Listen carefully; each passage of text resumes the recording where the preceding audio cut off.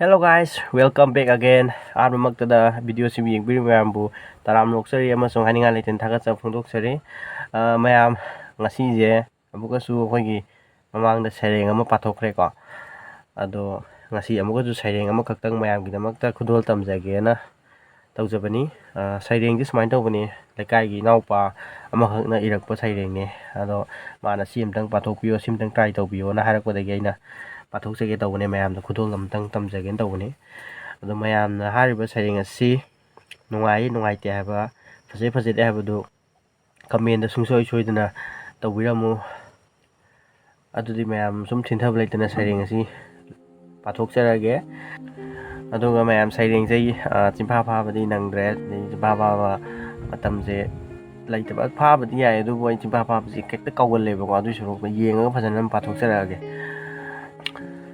Pairidu ikutta mihachai Thadokle Khrojei Ema Nanggi Damak kolom paiba ani lonba singna lebak ningba saduna thukre iramdam Manipur muthatna honariba lang asida thukre awaw bolechil gumna mami samle maitai pa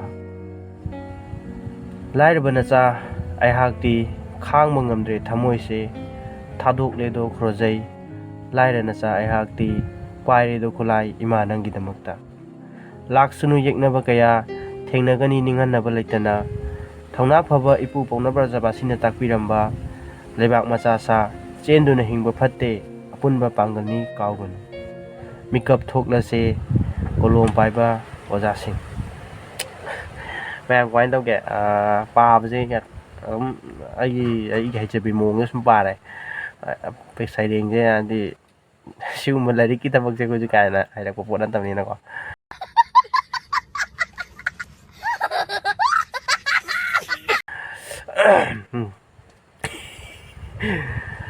ado mayamna sigi saireng je adi phajaba phajadabra ado mayamna comment da sungsoi soidana tawbiramo adi aigonda ju kitang motivate tawbibo aina aiju angamba takta mayamgi nungainaba entertainment kaya ama purakpa ngamba oijage content mayam ama thokpa ngamba oijage aduna mayamna su kai tawhaningba adi content da asi tama tawragadi phajagani haiba content su maibiro ai yaragadi angamba yauragadi sum tawjage adudi mayam video ase sum matang swaida losilage mathangi video da amuk mayam puna thengminasi aduga video sida ahanba lakpiba viewer sing yaubiba taragadi aigi mamangna sereng ama khaktang mayamgi khudol tamjagibani aduju amtang yengsinbiyo phajaba phajadabra mayamju amuk lakpiriba anauba sinausing anauba viewer singna comment amuk pibirago.